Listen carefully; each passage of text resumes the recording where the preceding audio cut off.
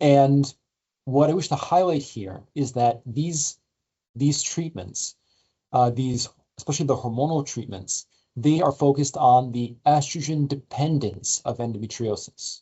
But we know so much more about endometriosis in that there are numerous abnormal features of it, especially with immune cells and immune signaling.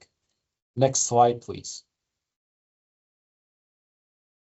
So we see abnormalities in the innate and in the adaptive immune systems. We see upregulation of pro-inflammatory cytokines. This not only affects the immune cells themselves and their signaling and their ability to clear these lesions, but they also help the lesions take hold and flourish. In addition, many of these abnormally elevated immune signals increase immune cell recruitment, fibroblast recruitment, leading to more scar tissue, which has its own effects on pain and on fertility also, and on nerve fiber growth, leading to this phenomenon that unfortunately many endometriosis patients experience, which is central sensitization, where a pain stimulus that normally wouldn't bother most patients is very bothersome for endometriosis patients. So it's all a complicating cycle with a very, very distinct immune background. Next slide, please.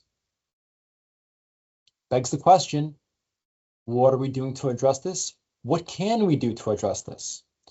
Well, I'm first going to say that we are not directly addressing this. I mean, one could make the argument that decreasing estrogen does have an impact on immune function. Yes, but that's at best an indirect effect. And the very tantalizing reality is that we have this group of medications used for decades and that are very well characterized from an efficacy and a safety perspective called disease-modifying anti-rheumatic drugs. And hydroxychloroquine is one of the oldest, one of the safest, and best characterized of all these medications. Next slide, please. So as touched on before, endometriosis has this very clear immune aspect to it. And there are numerous studies linking endometriosis with various autoimmune conditions like lupus, like inflammatory bowel diseases.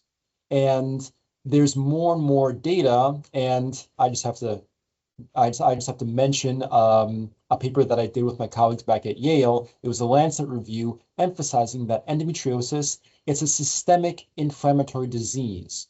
Part of the issue that has, I would say, encumbered the development of further treatments is considering it just a pelvic or local gynecologic disease. That is not the case. It is much more profound than that. And so we need a much more profound treatment. So clearly there is an immune-based problem that we are just not addressing. And hydroxychloroquine is a very tantalizing solution for that.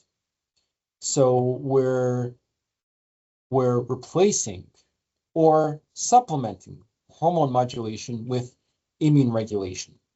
Another factor that's really important about hydroxychloroquine is that many women trying to get pregnant are taking it, and once they are pregnant, they can continue taking it.